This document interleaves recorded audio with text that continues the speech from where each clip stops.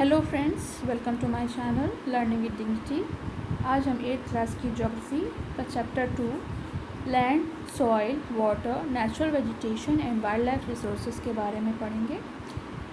इससे पहले हमने एक लेक्चर 1 किया था जिसमें हमने लैंड एंड इट्स यूजेस के बारे में पढ़ा था कि वो एक इम्पॉर्टेंट नेचुरल रिसोर्सेज क्यों हैं, और आज हम कंजर्वेशन ऑफ लैंड रिसोर्सेज के बारे में पढ़ेंगे। सो let's start the topic. Conservation of land resources. Growing population and their ever-growing demands has led to a large scale of destruction of forest cover and arable land and has created a fear of losing their natural resources. मतलब जो हमारी जनसंख्या बढ़ती जा रही है और उसकी डिमांड बढ़ती जा रही है, इसका नतीजा ये हो रहा है कि बहुत भारी मात्रा में फॉरेस्ट का डिस्ट्रक्शन, विनाश हो रहा है, और जो अरेबल लैंड है इसके चलते हमारे नेचुरल रिसोर्सेज ख़त्म हो रहे हैं, उनका विनाश हो रहा है। अरेबल लैंड का मतलब है जहाँ पर फसलें उगाई जाती हैं, जो ज़मीन उपजाऊ होती है। चलिए नेक्स्ट पेज पे आते हैं। Therefore the present rate of degradation of land must be checked. इसीलिए जो भी लैंड का डिग्रेडेशन हो रहा है उसे हमें हर वक्त चेक करते रहना चाहिए, और उसको हम कैसे सही कर सकते हैं? बाय द एफॉरेस्टेशन मीन्स हमें पता है प्लांटिंग ट्रीज़, पेड़ लगाएं। Land reclamation, regulated use of chemical pesticide, यानी जो केमिकल पेस्टिसाइड यूज़ होते हैं उनको हर वक्त रेगुलेट करना चाहिए। And fertiliser and check on the overgrazing of some common method use to conserve land resources. Overgrazing नहीं होनी चाहिए, फर्टिलाइज़र को चेक करते रहना चाहिए। इसके ज़रिए ही हम जो है डिग्रेडेशन ऑफ लैंड को रोक सकते हैं। Landslide are simply defined as mass movement of rock. Landslide मतलब ज़मीन का खिसकना, और ये कब होता है? जब कोई भी रॉक जो हैं अपनी जगह से खिसक जाते हैं, तो उसको हम लैंडस्लाइड कहते हैं। और ऐसा कब होता है? जब अर्थक्वेक, फ्लड या वॉल्केनोज जैसे नेचुरल डिज़ास्टर होते हैं। A prolonged spell of rainfall cause heavy landslide that can block the flow of river. और जब इस तरह के कुछ घटना होती है तो जो रिवर्स के जो फ्लो होता है उसे ब्लॉक कर देते हैं। The formation of river blocks can cause havoc of the settlements downstream on its bursting. In the hilly terrain, landslides have been a major or widely spread natural disaster that often strike life and properties. और ये ऐसा ही ज़्यादा वहाँ पर होता है जहाँ hilly areas होते हैं, तो वहाँ पर इस तरह के डिज़ास्टर जब आते हैं, नेचुरल डिज़ास्टर, तो वह काफ़ी मात्रा में लाइफ और प्रॉपर्टी का नुकसान होता है। चलिए हम अपने अगले पेज पे आते हैं। Soil, the thin layer of rainy substance covering the surface of the earth is called soil. जो हमारी अर्थ है उस पर एक लेयर है, थिन लेयर, जिसको हम सॉइल कहते हैं। It is close link to the land. ये हमारे लैंड से लिंक्ड होती है। Landforms determine the type of soil. और जहाँ पे लैंड फॉर्म्स होते हैं, जो हमारे अलग अलग जगह होते हैं, उसकी वो डिटरमाइन करते हैं कि किस टाइप की सॉइल मिलती है वहाँ पर। मतलब हर जगह की सॉइल फर्टाइल नहीं होती है, कहीं पे फर्टाइल होती है, कहीं पर बैरन होती है। Soil is made up of organic matter, minerals and weathered rock. यानी जो सॉइल है वो किन से मिलकर बनी होती है, किन पे डिपेंड होती है? ऑर्गेनिक मैटर्स पे, मिनरल्स पे, और फिर वेदर्ड रॉक पे, found on the earth. This happens through the process of weathering. और ये कैसे होता है? वेदरिंग के थ्रू। वेदरिंग का मीन्स देखिए यहाँ पे दिया हुआ है, weathering the breaking up and decay of exposed rocks by temperature changes, frost action, plants, animals and human activity. यानी जब ये रॉक्स जो हैं वो टूट जाती हैं या ख़राब हो जाती हैं समय पर, किस फैक्टर के through?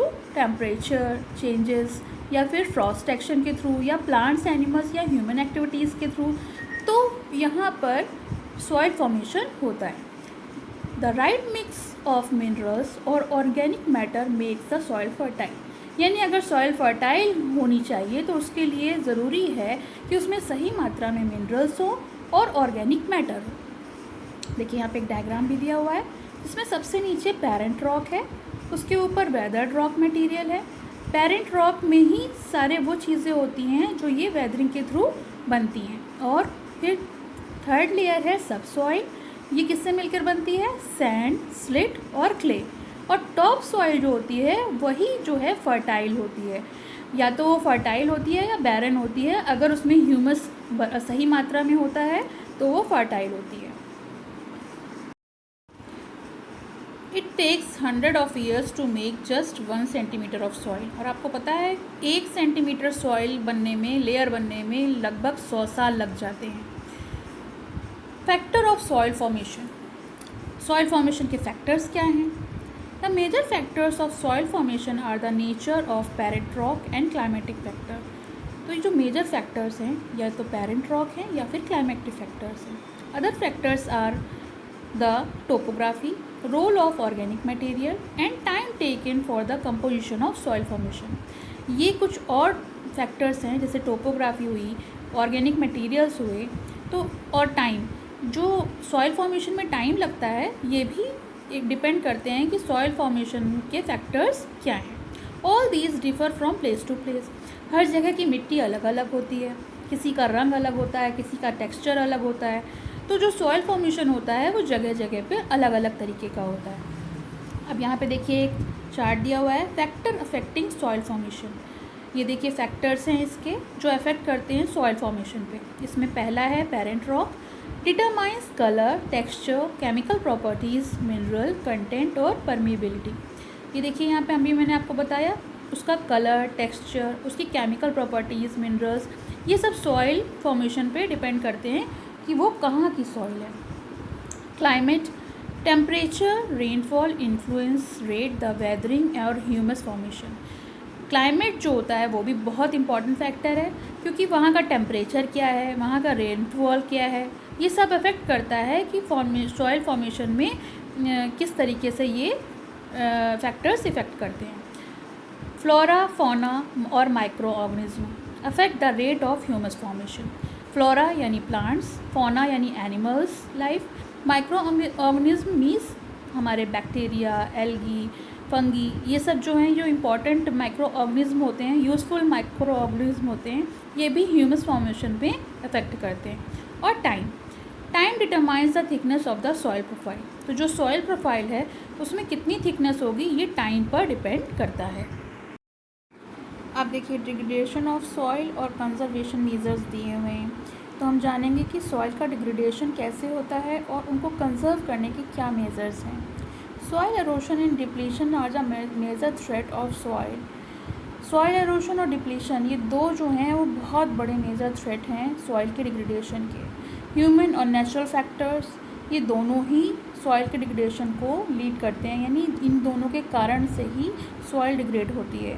Factor which are lead to the soil degradation are, कुछ और भी फैक्टर्स हैं जैसे कि deforestation, overgrazing, overuse of chemical fertiliser. ये भी मैंने पहले भी बताया था कि फर्टिलाइज़र और पेस्टिसाइड को बराबर देखना चाहिए कि वो अगर अधिक मात्रा में होगी तो सॉइल का जो लेवल है, जो उसकी क्वालिटी है वो नष्ट होगी। रेन वॉश, ज़्यादा बारिश के कारण उसकी जो फर्टिलिटी लेयर होती है वो बह जाती है। लैंडस्लाइड एंड फ्लड, ये सारे जो फैक्टर्स हैं इसकी वजह से सॉइल डिग्रेडेशन होता है। Some methods of soil conservation are listed below, और यहाँ पर कुछ मेथड्स दिए हुए हैं जिसमें हम देखेंगे कि किस तरह से हम सॉइल को कंजर्व कर सकते हैं। Terrace farming, broad flat steps और terrace are the made on the steep slope. Steep slope मतलब ढलान वाले स्लोप। ये जो ढलान होती है ना, तिरछे बने होते हैं जिनमें कुछ भी स्लोप पे स्लाइड हो सकता है, इस तरह के स्लोप बनाए जाते हैं। इस पर ब्रॉड फ्लैट स्टेप्स बनाए जाते हैं, यानी जीने ऐसी फार्मिंग होती है। जीने आपने देखे हैं जिस पर फ्लैट सरफेस होता है, फिर नीचे की तरफ फिर फ्लैट सरफेस। हम लोग जीने चढ़ते या उतरते हैं तो किस तरीके से होते हैं, इस तरीके से होते हैं। आपने हिली एरियाज़ में कहीं गए होंगे तो आपने देखा होगा। तो यहाँ पर इस तरह के फ्लैट सरफेस बना दिए जाते हैं, एवेलेबल टू ग्रो क्रॉप्स। और उसी पर जो फ्लैट सरफेस होते हैं उसी पर फसलें उगाई जाती हैं, जिससे कि जब सॉइल एरोशन हो या कुछ ऐसा हो तो उसमें एक साथ लैंडस्लाइड ना हो। They reduce the surface running of और सॉइल एरोशन, और इसके चलते ये सॉइल एरोशन को रोकता है। दूसरा है intercropping. Different crops are grown in alternate rows and are shown at different times to protect the soil from the rain wash. आपने देखा होगा कि कई जगह पर अलग अलग रो में अलग अलग क्रॉप्स होती हैं अल्टरनेशन में, जैसे एक कोई दूसरी क्रॉप है, उसके बाद दूसरी क्रॉप है, फिर पहली वाली क्रॉप है, फिर दूसरी क्रॉप है. इससे क्या होता है कि रेन वॉश के समय सॉइल जो है वो वॉश नहीं होती, उससे हम उससे बचा सकते हैं. Contour ploughing. Plowing parallel to the contours of the hill slope to form natural barriers for water and flow down the slope. ये देखिए इसमें कॉन्टोर फ्लोइंग दी हुई है. कॉन्टोर फ्लोइंग में क्या होता है, ये जो प्लोइंग होती है वो पैरेलल होते हैं, मतलब इसमें एक इस तरह से पैरेलल बने होते हैं, उस तरह से फार्मिंग की जाती है. Shelter beds. In the coastal dry region, rows of trees are planted to check the wind movement to protect soil cover. और soil cover को प्रोटेक्ट करने के लिए शेल्टर बेल्ट में, जैसे ड्राई रीजन्स जो होते हैं उसमें इस फिगर में देखिए एक रो में पेड़ लगा दिए जाते हैं, जिसमें हमें विंड मूवमेंट को देखना होता है कि विंड मूवमेंट किस साइड का है, और हम इसमें इस तरीके से हम सॉइल कवर को प्रोटेक्ट कर सकते हैं. ये तो हुआ हमारा इस वीडियो का second part, second lecture. Third part के लिए मैं आपसे नए वीडियो में मिलूँगी. तब तक आप मेरा चैनल को सब्सक्राइब करिए, लाइक करिए, और अगर कोई भी प्रॉब्लम हो, कुछ भी हो, तो उस कमेंट बॉक्स में मुझे ज़रूर लिखिए. Thank you.